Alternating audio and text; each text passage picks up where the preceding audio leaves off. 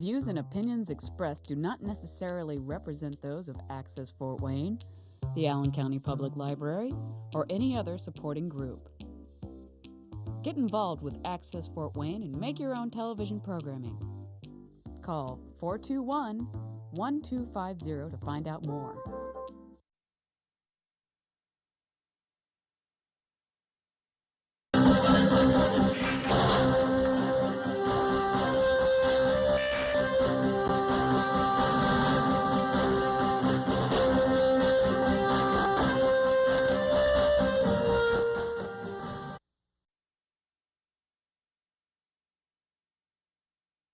Imagine this is your home, morning when you get up, afternoon, evening, night when you go to bed. Imagine it's 10 degrees out. Imagine you have no money, no place to go. Imagine that instead of your fellow humans helping you, they feel ashamed of you. Imagine they don't even want to look at you. Out of sight, out of mind. Imagine not only that, they don't even want you to eat. Imagine you live in a country where in over 20 cities and counting, you'll be arrested if you dare commit the hideous crime of feeding a homeless person. Imagine that it's their policies in the country that have put you in this predicament, and they blame you for it, calling you lazy, worthless, not deserving of help. Imagine you're homeless and penniless, while others your age make millions for playing a game. Imagine you're eating out of dumpsters in the richest country in the world. Imagine. Imagine you're a child. Imagine many claim this to be the greatest country in the world. Imagine there's a solution, and your city prefers punishment, threats, and eviction. Imagine. The personal stories. I know I personally have been touched going to the rescue mission. I didn't realize the severity of the issue in Fort Wayne until I was there personally. It was on Christmas Day last year, and I was covering one of the meals at the rescue mission, and there was a little boy there, and I asked him what was his favorite part about Christmas, and he said, coming here to get a meal.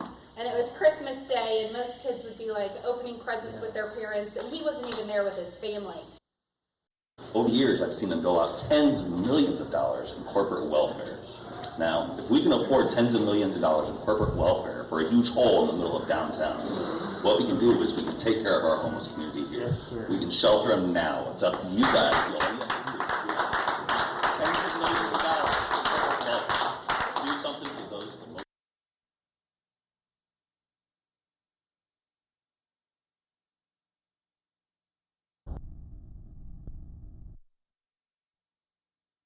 Organizer of this program, Homeless in the City of Churches. Fort Wayne has 350 churches. My goal is to, frankly, find a way to provide shelter for the homeless people of Fort Wayne, Indiana.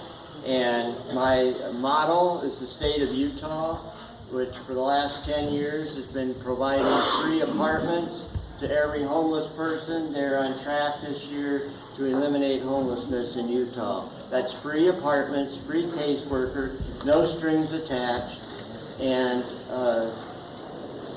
housing first. So my theory is if Utah can do it, surely Fort Wayne can do it. In this room are people with the best hearts and minds and energy and enthusiasm and compassion. And I'm looking at all of you now, and that's you. You have taken our rivers, which were crap, and we're in the process of turning them into something beautiful. How did that happen? With a vision? Did one person do it? No, I remember talking to Ernie Williams, the editor at the News Sentinel, 20, 30 years ago. That was a passion of his. Nothing ever got done. Now it's finally getting done. But with that vision, a vision right here at Wunderkammer, Dan Schwartz bought this building. It was a Casa restaurant and turned it into this wonderful art gallery. And right before us, he had a seed swap. So we have the people, we have a legacy fund, and we have a lot of people here to talk about it. And I'm going to get started. And because we have so many panelists, generally I have more panelists than usually show up for the whole show in the audience. So anyway, I'm going to start with Steve Basche, and the reason for Steve is that Steve is a martial arts, owns a martial arts studio. I am very nice to him because I've seen him in action. But more to the point, Steve is offering free classes to homeless people. This is another part of my goal, is to provide classes for homeless people so they can start having something to do rather than just hang out in the library or wherever they have to go. I admire them. I mean, I feel bad for them, but I'm telling you, I could not spend one single night outside, not one. I went on a river trip, Save Them All Me, and I'm such a wimp, I had to have a heater in the tent to survive. So I think in many ways that I admire them. But they don't need to be that way, and we have a lot of homeless children. So that is really scary. And Steve is will be starting soon a class at the Caris House for abused women and their children through Reverend Coley of the Rescue Mission. He was going to be on last week, but he couldn't be here today. I believe greatly in martial arts, how it can help people not just physically. It's not a physical discipline. We work a lot on the character development aspect of it also. We help people to feel more self-sufficient. It's a very, very positive environment. We don't talk about people's problems. We don't feel sorry. We tell them, I instill into them to say, I am, or I can do it, and to have faith in themselves. And they do this on a repetitive basis, just like a punch and a kick. It becomes autonomic, not just physically, but mentally. If they continue to say, I can, I'm strong, I'm focused, I can do anything. If they repeat this over and over, it becomes part of their character, and that's my focus, is to develop them not just physically, but mentally, as well as spiritually. I know maybe I shouldn't say this, but I do tell them to put God first, to envision their goal, and to work hard and to actualize it. Anything's possible. That's my philosophy. Thank you. Thank you. Okay. By far, a compliment. Where she really came into prominence in this program is she called my attention to a grant. She's a social worker at Park Center that was written 20 years ago to do this very goal, to achieve this goal of permanent housing, and it was rejected. So in 20 years, we still have homeless people. That's when I decided, not blankets, not, shelter. And people on this panel have just done, heroes to help homeless people.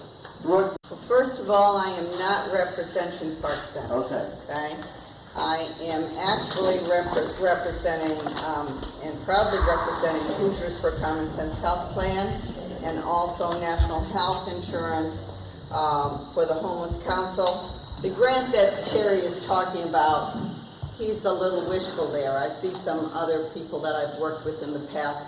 This actually was a grant for what can be called a wet house, meaning this again was a shorter term housing with a single room. Okay, it was the intent was to take into this shelter people who were using, maybe chemically addicted, were mentally ill, not on medicine, with the hope of giving them some place safe, perhaps that they would come, since they have a lot of problems in groups or crowds, they feel unsafe. And it was our intent at that time to then, once we had a warm place for them to be, and a safe place, that we would attempt to engage them in treatment. Was that not correct? Yes. Park Center did get that grant, and it did not get, we did get the federal money, we did not get the local grant. Brooke Welch. Brooke is from WFFT-TV. The reason I asked her to be on the show is when I attended a homeless coalition meeting, about half the meeting was talking about community awareness. So I'd like Brooke to talk about what she feels the responsibility of media is to. It always helps when the media gets out the personal stories. I know I personally have been touched going to the rescue mission. I didn't realize the severity of the issue in Fort Wayne until I was there personally. It was on Christmas Day last year, and I was covering one of the meals at the rescue mission, and there was a little boy there, and I asked him what was his favorite part about Christmas, and he said, coming here to get a meal. And it was Christmas Day, and most kids would be like opening presents with their parents, and he wasn't even there with his family.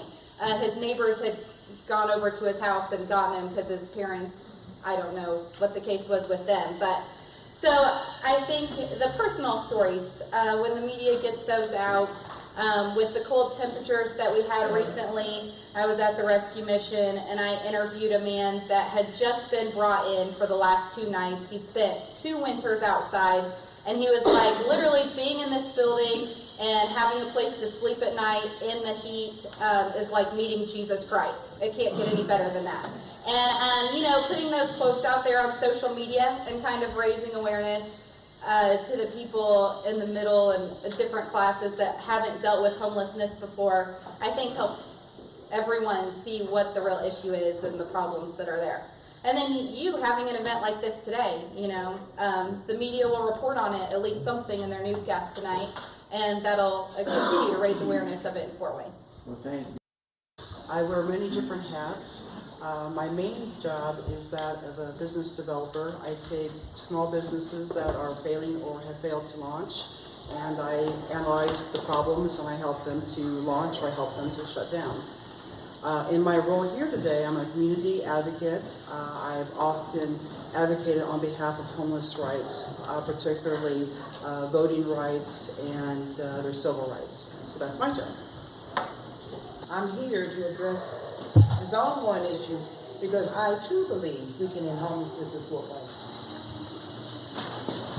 I'm Patti Jimerson. I'm the founder of Street Reach for the Homeless. And every Monday night and every Thursday night, I'm on the streets of this city. At this time of year, I'm feeding and clothing anywhere between 40 to 60 men and women. And in the summer, my numbers will increase to 140 to 160. Hi, I'm Terry Anderson. My involvement with people who are homeless, and by the way, I'll start getting on just a bit of a tangent. Although I use the phrase sometimes, I try not to. I try not to use the phrase homeless people because that feels reductionary to me. It feels like we're putting people in a particular category. We know the condition of homelessness is a transitional condition in almost all cases, and so I try when I can to talk about people who are experiencing the crisis of homelessness rather than homeless people. I serve as executive director of Just Neighbors Interfaith Homeless Network, which is Fort Wayne's emergency shelter for families, children, and parents.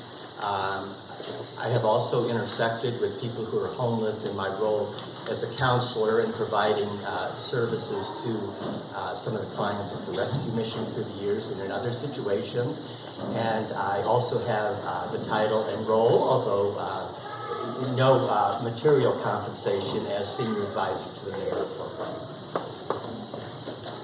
My name is Kaminskas. I have a lot of different roles. I am here today as an activist and organizer. My primary background with homelessness has been with the field of addictions. My mother and I started and wrote the program for the Rose Home, which treats drug and alcohol addicted women, many of which come from the streets. I'm also involved in Food Not Violence and some other local organizations. My name is Jim Goetsch. I'm from Friends of the Poor.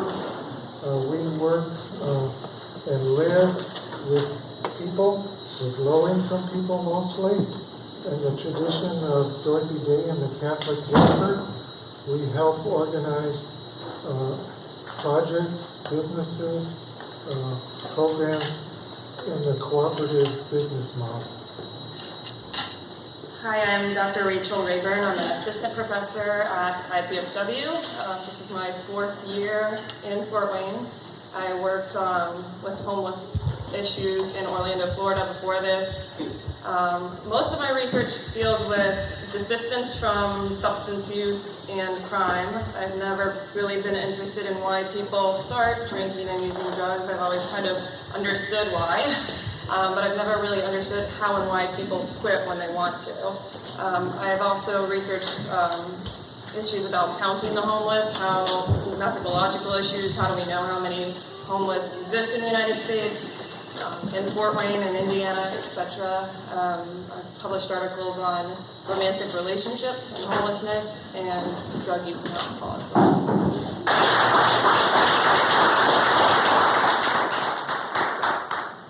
And we have two members of City Council in our audience, Jeff Addock and Glenn Hines, and I thank you gentlemen for coming. I want to say that I invited the other 7 and never got a response, so that makes your presence especially laudatory, so thank you very much. Ideas about housing first have changed, but again, I think people who have chronic mental illness or chronic addiction, those people are the core group that remain homeless. They aren't as transitional. Sometimes people move into homelessness and with help can move forward. The chronically mentally ill, the chronically addicted are costing us a lot of money.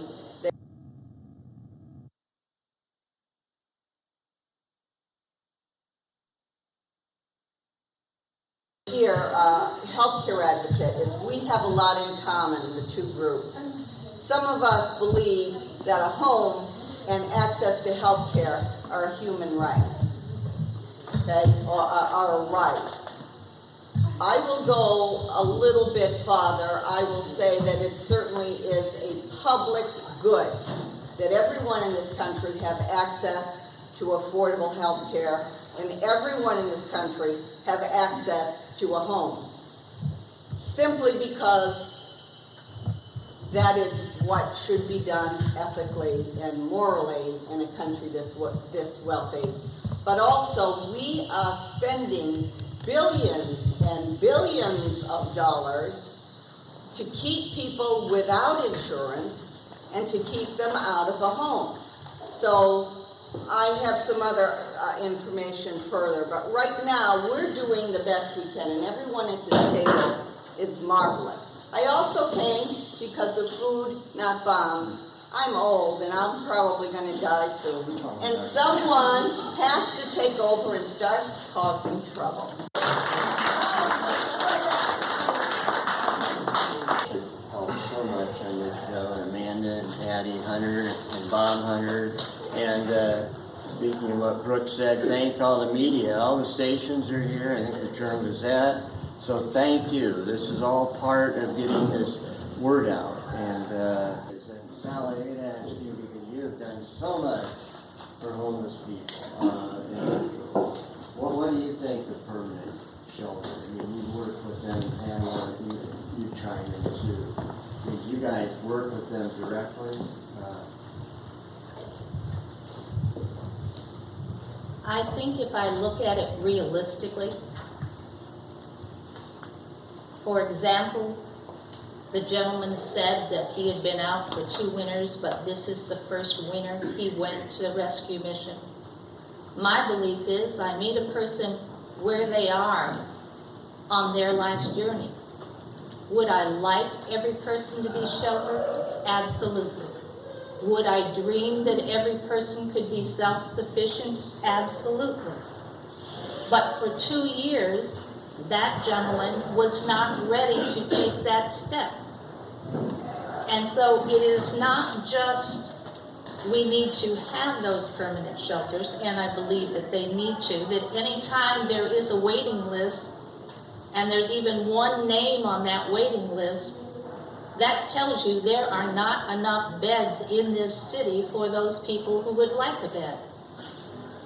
But on the other hand, until that day comes, that they decide that that's the streets, that bridge, that tent, that hole in the wall, that stairwell, wherever it is that they call home at that point in time, is not where they want to live, this is their journey.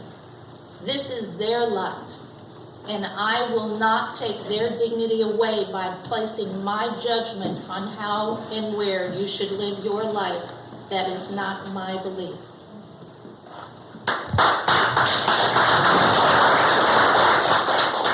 I agree with her wholeheartedly.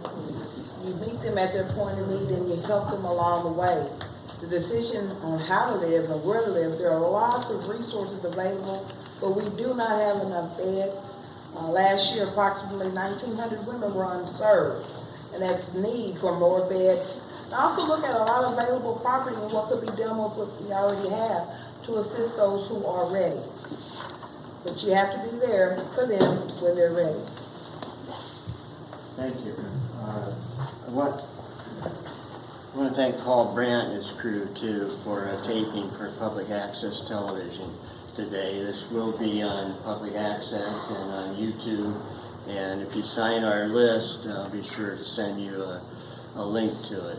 Well, probably, I'm not sure. Also, the audience, feel free to ask questions or add your comments. This is an open forum. Jim, you've worked so much with homeless, not necessarily homeless individuals, but poor people. What do you think? I'd like to take the discussion more to a community level rather than an individual level. Very often, I don't see the term homelessness as necessarily negative, but I think many times in our community there's a stigma. Let me tell you a little story. I wear different hats, and one of my hats is I clean up things and I do recycling and I wear old clothes with holes in the knees. And I was picking up somebody at one of the downtown churches, so I walked in dressed like that. The secretary called security, because they thought I might be a danger, to that property. I think that we have kind of a crisis of values here.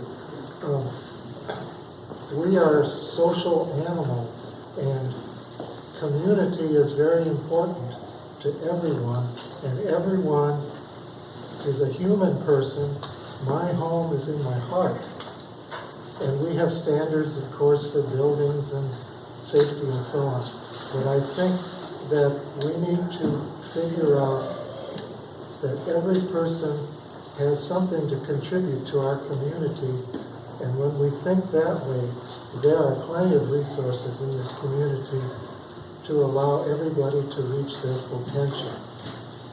And that's where I'm at, is that we need education. Some of the greatest teachers in the history of the world, Mohammed Gandhi, Francis of Assisi, and Jesus Christ of Nazareth, were all homeless and did some of the greatest teaching and contributing to our world while they were without adequate shelter.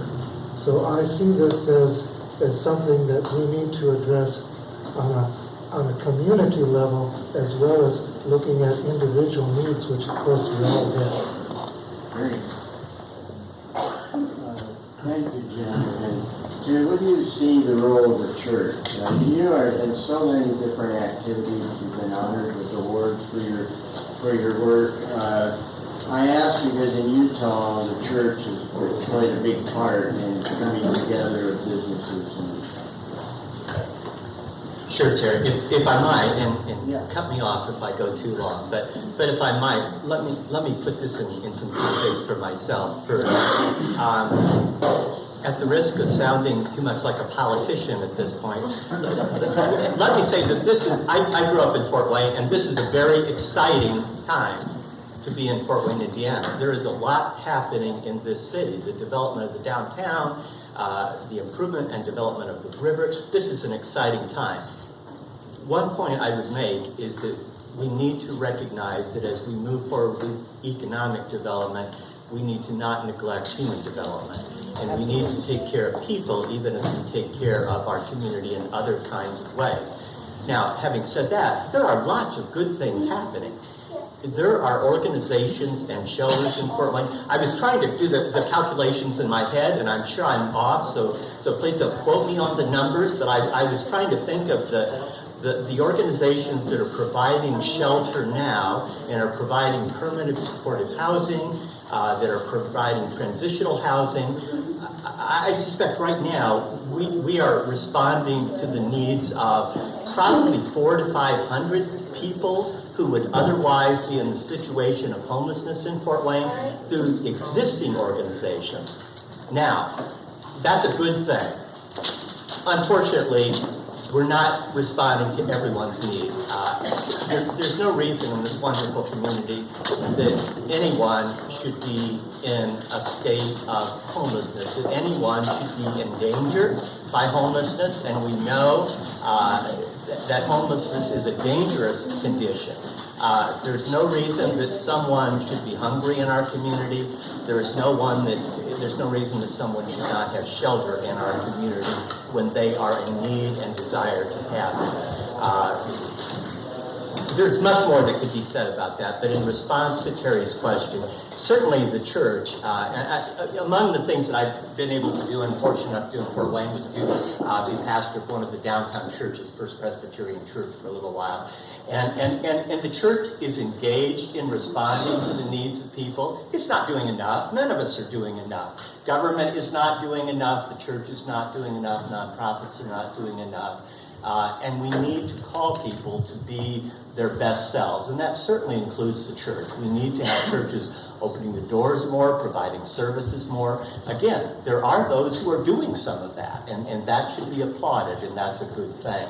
But we need to call churches, among other, and I shouldn't just say churches, the religious congregations of Fort Wayne, because we also want to include our Jewish and Muslim brothers and sisters and those of other faith traditions. We should all try to be living up to our spiritual ideals and responding to people in need. There's certainly more that can be said about that, but I don't want to dominate here. All right. I just want to say that Pastor Gary... Can you pinpoint how many more people need help? If you're helping like 400 to 500, what do you believe the actual need is out there, please? Sure. I think, and Dr. Rayburn would be able to speak to this better than I would, Rachel, but we hear these numbers of 2,500 or 3,000 people being homeless in Fort Wayne. That is probably a fairly good guess, but it is only a guess. Again, Dr. Rayburn is more of an expert than I am in statistical analysis, but my understanding is that those figures derive from a couple sources. One is that it's estimated nationally by, I think, some fairly good studies that at any given time about 1% of a population group is homeless. So in this area, that would be somewhere in the 2,500 to 3,500 range. So that's where that figure comes from in part.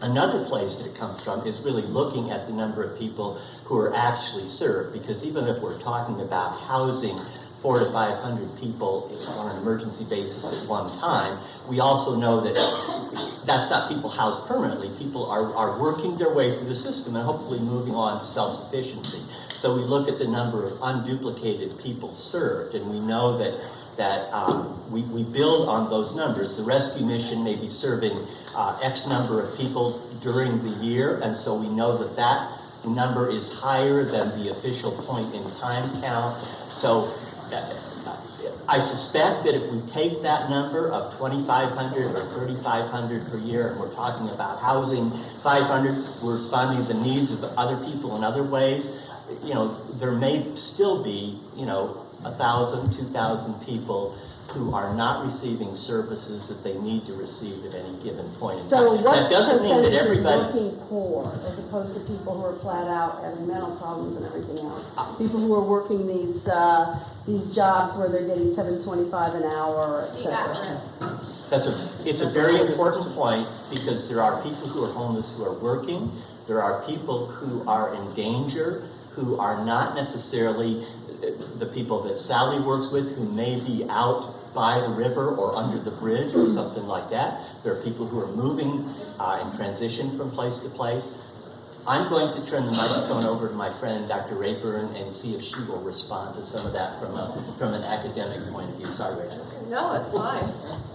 That's about right. At any point, probably about 1.5% of individuals in any community are homeless. I think that we do a pretty good job in Fort Wayne, so our numbers might be slightly lower than that, but not terribly so. Finding that number out, and I think we use the word homeless, and I think maybe we have different ideas of what that word means. So say, down at the jail tomorrow, people are going to get out. How many people? And they don't have a place to sleep tonight. They're homeless, but the next day they get a place to sleep. We'll never know about them. Or a couple gets into an argument, a person leaves for a couple days and stays at their friend's house. That's technically could be considered homelessness. Probably about, and we usually use two terms. We have our chronically homeless, and these are the people that are visibly homeless, that most likely have severe medical issues, mental health issues, possibly substance abuse. And then we have our episodically homeless, and these are the people that I was just referring to. And they only will spend possibly 1 or 2 nights in homelessness during a year. The problem is, every day, they're being replaced by somebody else that's taking that spot. So when we're talking about fixing homelessness, there's definitely more than one approach. There should be an emergency shelter for people that only need it for a night or 2 nights or something like that. And then there should be places for people permanently that can't take care of themselves and probably will never be able to. So that's important to remember when we're looking at the housing first. I originally, we're judgmental people. There's no way around it. And if you have limited resources, you have to pick who gets them and who doesn't. And how do you figure that out? All right, so we have this person getting out of jail, and then we have a mother with 2 kids. Should they both have the same opportunity to get into a place to stay that night? Then you're making decisions about people based on their record. What if that person is getting out of jail because they're a child molester? Then we add another layer of no, I don't want any of our funding to go to a person like that. When I first started researching homelessness, it was mostly about drug and alcohol use. And I was a service-oriented person. Fix the problem. Fix drug and alcoholism, fix mental illness, and then everything will be fine. And then I met a lot of people that were homeless that had no problems like that. They were working, they had a job, they didn't need fix. Their problem was that their problem was that there was no affordable housing in their neighborhood, in their community. So at that point, when I kind of stopped making judgments about the housing first, and I just gave up because it was making decisions about this person's history, this person's life, and I just said, you know what, I don't care anymore. Everybody should be in a house. And then you can fix those problems later, which makes a lot more sense. And it's tough to get sober when you're on the street. It's tough to get sober when you're in a house. And it's tough to find a job when you have a criminal history. Add homelessness in there, and it just is a bigger problem. So I just kind of wanted to bring up those few issues. And there's a few other issues that we don't talk about as well, and why people don't go to a shelter necessarily. In Florida, it was a lot more common. If you're going into a shelter and you're going to be breathalyzed and you've been drinking, you're not welcome, so you stay in a tent. Or I've had a mother, 2 kids. The boy was 13, daughter was 6. He was not allowed to go because when a son was older than 12, he could not stay with the mother. He had to go to the men's shelter by himself. I don't think about, that sounds like a great idea, right? Also, pets. I mean, I have 2 kids. I'm a crazy cat lady, and if I had to leave my pets and go to a shelter, I don't know what I would do. I'd be a crazy cat lady in a tent, probably. And these are real life human things that we don't always consider. Is just they can't. We're not necessarily, and people. Sure, everybody needs help, and I just try to remember it's a structural problem. It's not a people problem. We are able to make affordable housing for everyone. Do we want to? I don't know. And that depends on the places that have been successful with Housing First. They're often very non-judgmental communities of people that say, you know what, I know that this person messed up, I don't agree with what they did, but yeah, let's get them a house to at least alleviate the burden, other social problems. The question about working poor, and I would respond to that very briefly. Again, it's very important that we not stereotype, and when we think about people as being homeless, I know this is a kind of cliche-ish, corny thing to say, but really we're talking about people, we're talking about us. Almost any of us could be in that situation at any given point in our personal history. What often happens, especially in regard to family homelessness, but I think in other aspects of homelessness as well, is that people are often living from paycheck to paycheck. They may be just making it, but they may be surviving. And then something happens, a medical catastrophe, a business going out of business, loss of job in another way, and soon people get behind, and they make choices about, do I buy food, do I pay the mortgage or rent, et cetera, et cetera. So people may be working, but they're not working at really a true living wage, and they're often in housing that's not affordable to them.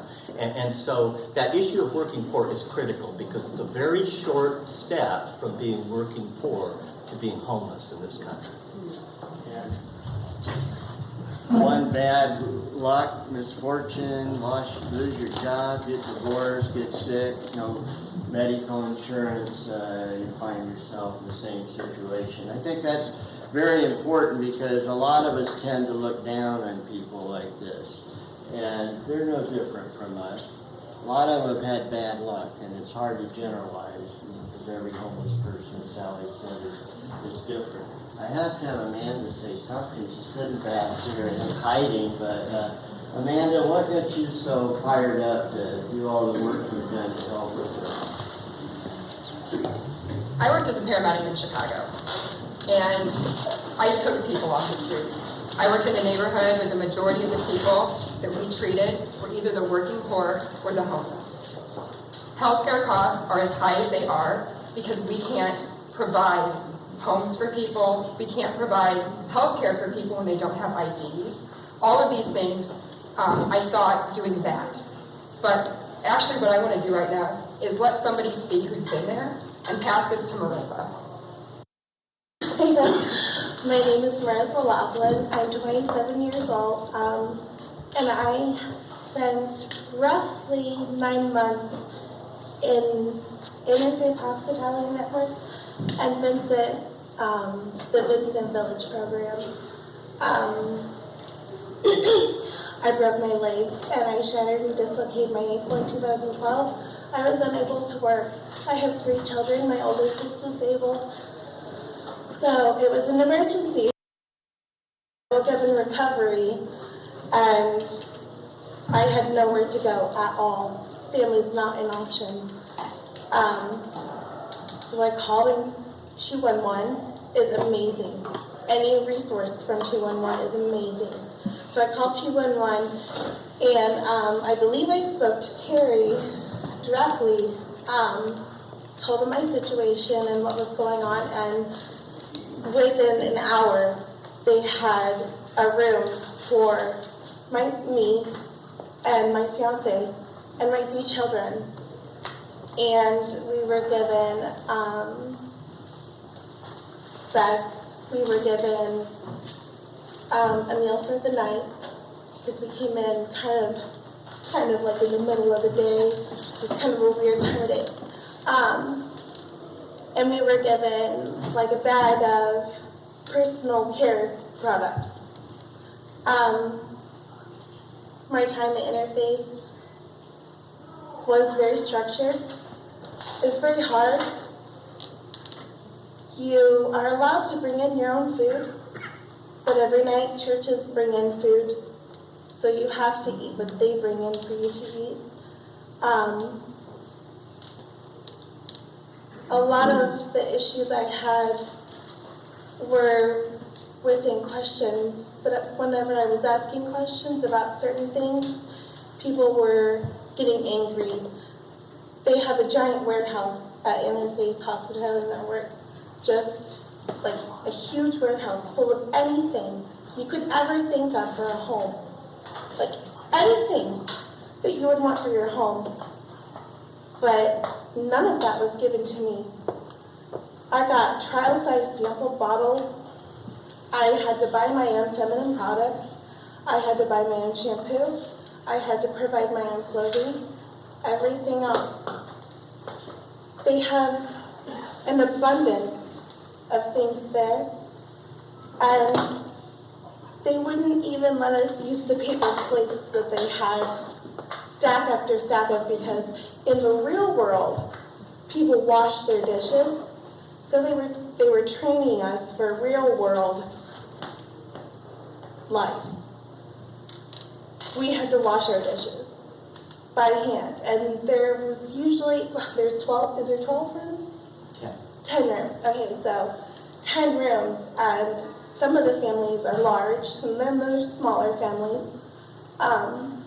One person washes all of the dishes and all the utensils and everything every single night. But there's tons of all these, disposables, and whenever I asked about that, I was told that in the real world, people had to wash their own dishes, and that using plastic cutlery and things like that was a luxury. I started becoming very depressed. We were there for about 4 months. My fiance was able to get a job and save money. We were moved to a transitional because their shelter, Interfaith Hospitality Network, it's an emergency basis only. So it's for people who are immediately in need. But there's a lot of guidelines that you have to fall into for a room. So we moved to Vincent Village, and it became more apparent even there that if I said anything against the rules, I was written up. I was told I could be exited. My whole housing situation was put on the line several times because the cleanliness of my one small space of room, I was written up because I had a coat hanger on my floor. If you get written up for having a dirty room 3 times in 1 week, exited. The person who inspects your room looks through everything. They lift up the bed, they lift up the mattress, they search everything. You're only allowed 5 totes. The bigger families have 5 totes, smaller families have whatever, would accommodate for them. If you fail room inspection, it's almost impossible not to fail it. Like going through the garbage and finding a piece of trash of candy and writing us up because you're not supposed to bring in your own food. My dresser drawers were gone through, and I had been given a gift, and there was a candy bar in the gift. I didn't even need it. It was still my dresser drawer, and I got written up for that. What do you think would make things better? What do you want to see happen in Fort Wayne? I would love for people to know where the products they donate are actually going. The money and the food and all of the products that are being donated so righteously and so, I'm not trying to sound ungrateful. I'm very grateful. The employees have first pick of everything. Too long. Anybody have any questions? Absolutely. Hi, I'm Kathy Cross. I live in South Fort Wayne. And My question is, well, I suppose I'll set this up. At one time, I was a foster parent for special needs children. I had an in-home daycare for special needs children. I had some friends that fell on hard times a couple of times in their life, and I happily asked them to come and stay with me. It usually was about a, I don't know, 3 to 6 month situation, and at the time they were my friends. It didn't matter because I knew that the head of the household that was staying with me was a good person, a diligent worker, and wanted to do good for his family, and always had. We have foster care system in this county. We host foreign exchange students in our community. Is there a program, or is there anything that prevents us to have a program to host a homeless family in the same manner as foster care situation would arise, or a foreign exchange student, where a host family would be minimally subsidized, but still be able to take in some overflow and perhaps help in the engagement of medical services, or taking someone to a doctor visit, or to be triaged, and on a completely other question that I have is, where is Adult Protective Services? Where are they? They are paid to help people in situations of dire distress. Why? And if this is happening, please let me know, because I don't know everything there is to know. I am in this learning curve, and I am here to want to try to help somehow, however I can. We know there are homeless with mental illness. We know there are underemployed workers near homelessness or are without shelter. I would really like to see the word homeless changed to families without shelter, or persons without shelter. I would like to change that verbiage on its head and call it what it is: people without shelter. And I would like to see Adult Protective Services engaged or have their funding elevated at whatever level we need to make that happen at, so they can go to, with this fine lady here, and socially triage, as it sounds like you do. Are you out of work, mentally ill, addicted to drugs? I call that a social triage, much like you go to the emergency room and they take your temperature and they ask you why you're here and what is your ailment and how can we help. We need a broad social triage from Adult Protective Services, who can bring the most critically ill people, whatever illness form that is, for a 72-hour hold, for their own protection,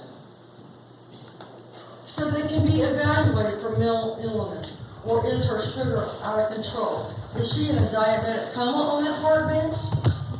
Or is that park bench her hospice home? We need to identify to help. This fine young lady and all of the people on this panel sound to me like you're doing an outstanding job. I just want to know where your support team is. Where is Adult Protective Services, and why can't we have 72-hour holds for a triage of the situation, direct connection with Park Center, direct connection with Matthew 25, however, and transportation to get there? a bus pass is not a bus pass per month for our homeless population is not going to bust our legacy fund. I say we need, if Fort Wayne is to have a legacy, let this be included as a part of it.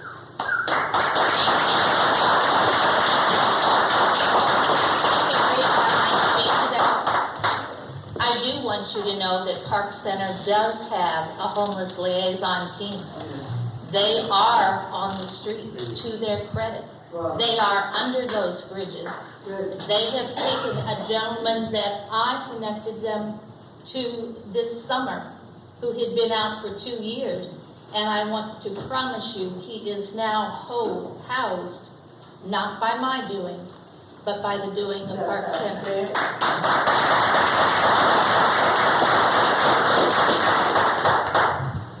I would be remiss if I didn't respectfully disagree with Marissa's experience to some degree. But I do think I do think her. Disagree in what way? I do think that let me finish my comment. I do think her courageous statement really points out that it is very difficult to go through this process. We talk about shelter as being an end in itself, but often that really is just the beginning for people. It's very difficult to go through that experience, and that's absolutely correct. You know, Marissa's got a really good question. What do you disagree? I would really like to know what you disagree with on her account. I'm telling nothing about the truth.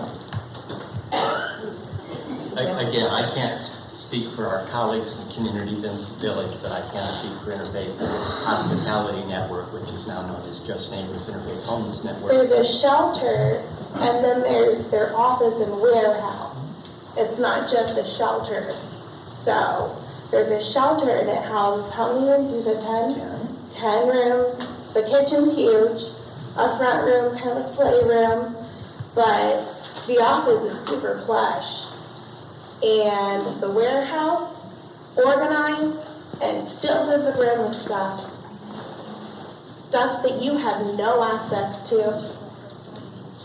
Any of you are welcome to visit at any time. We do get donations of, hotel, and I would like to ask if you've had any good experiences at all with any of the services that were provided for you. I do have a gratitude because I had nowhere to go. If I hadn't gone out interfaith, I would have been on the streets. I am very grateful, but I had to fight and I had to survive. Where are you now? Are you in housing? Yes, I finally have my own home. Whenever I left interfaith is an emergency shelter that transitions you into a shelter called Vincent House. Vincent House did nothing to help me get a job. They did nothing about my son's mental illness. I was actually written up several times because my son was too loud. I was almost exited because my son has a disability. Whenever I was at Interfaith, the only way I got out was I got in touch with Canine.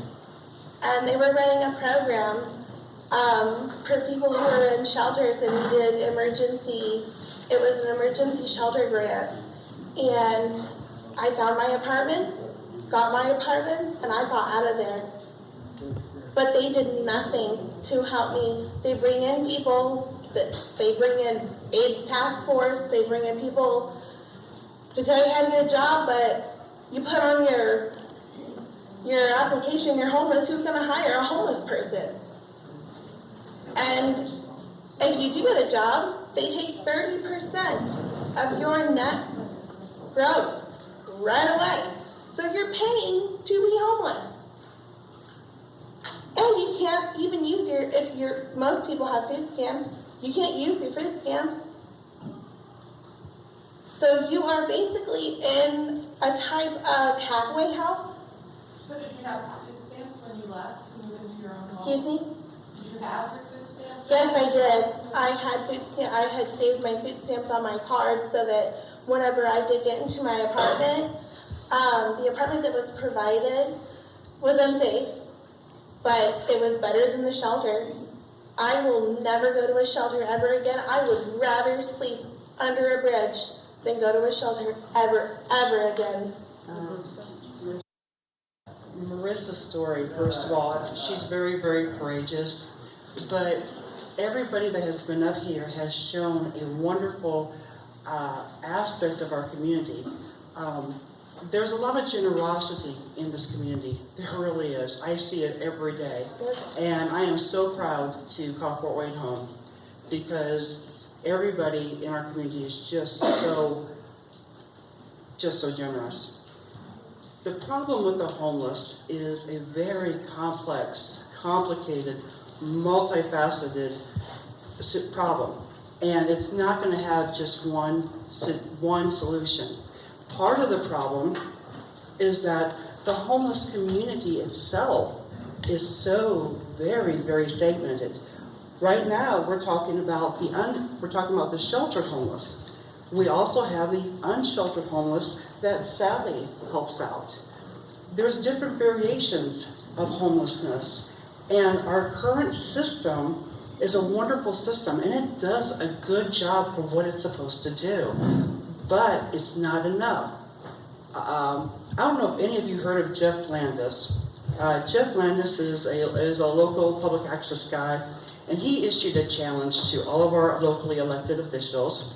The Jeff Landis Homeless Challenge was 7 days, 6 nights, 0 comforts, and it challenged our mayor and our members of city council to go out on the streets and live as an unsheltered street homeless for a day. I went ahead and I did it, and I failed. I failed miserably. I was out there for 24 hours, and I thought I knew what it would be like to be homeless. Yeah, it's cold. Yeah, being without shelter sucks. You have no idea until you actually walk that walk. The one thing that really was neat about that experience was that I had a conversation with a local homeless shelter, and I'm not going to say which one because they've asked me not to, but the water cooler talk was some of these people were really upset that I had gone out on the street and lived as a homeless person to the best of my very limited ability for just a day.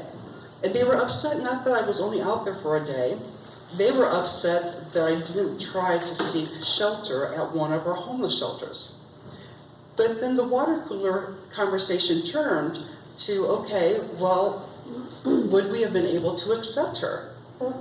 She's single, I'm married, but for this purposes, I was single, no children, no substance abuse problems, no clinically diagnosable mental illness.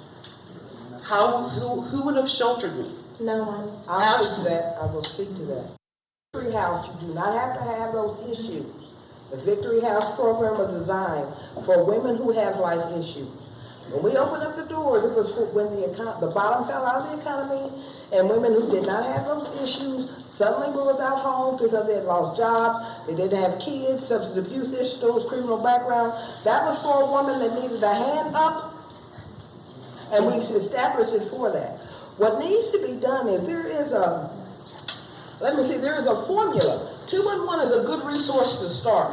I stay full just about all the time, but there is a shelter in town, and I have taken women into my own home for several years, helping those out. What I'd like to say in defense of all of us who serve people, there is a rare occasion, and I'm not minimizing your story at all. There will be a rare occasion where someone does not feel as if they're being treated fairly. But I have to tell you from a director's point of view, they're forever cutting on the funds that we have to serve. And I can tell you for 5 years, I've been making do with less. Every single time you look up, the money is being shifted somewhere else. I see a multi-million-dollar hole being built and people run out of the park. I see the suffering that people have each and every day. And I also see the stigmas. And some of us have our own stigmas right here in this room.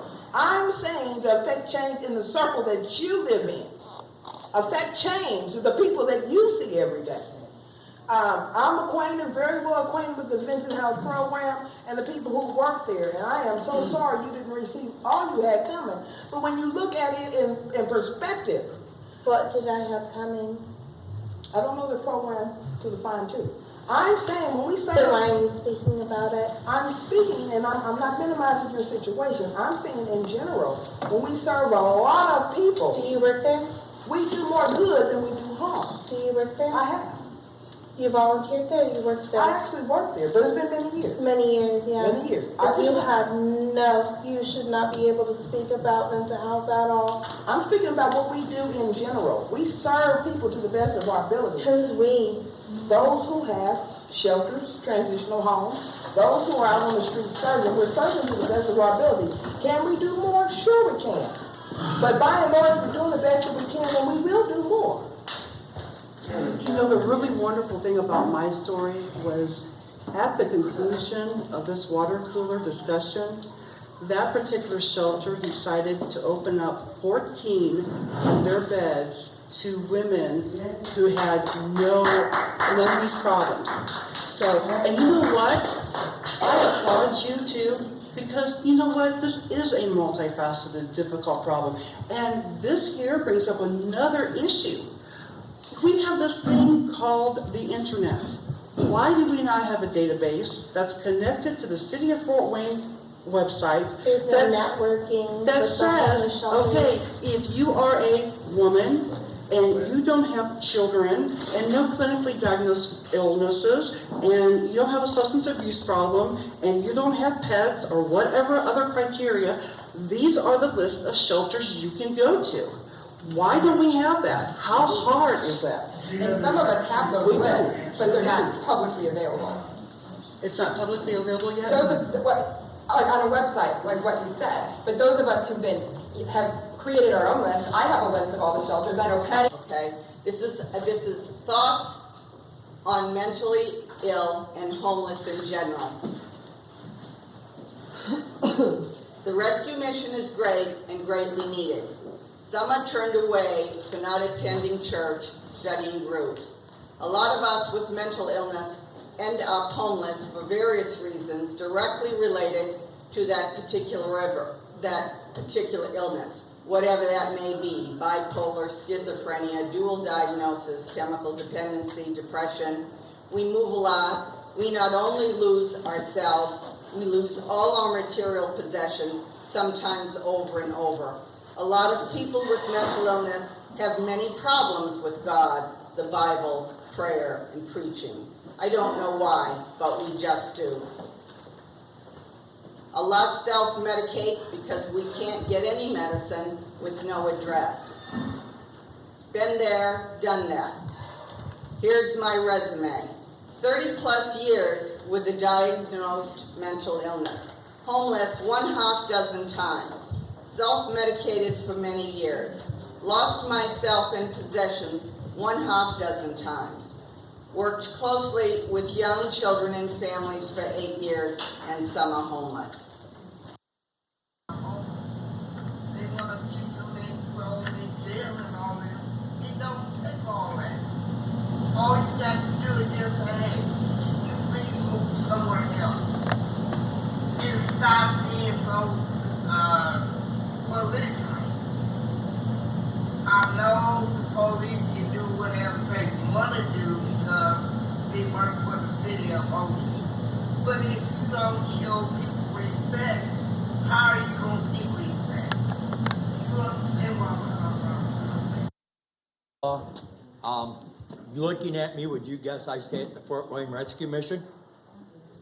I'm a recent Blue Jacket graduate, and I work in the kitchen with Chef Don down at the Rescue Mission.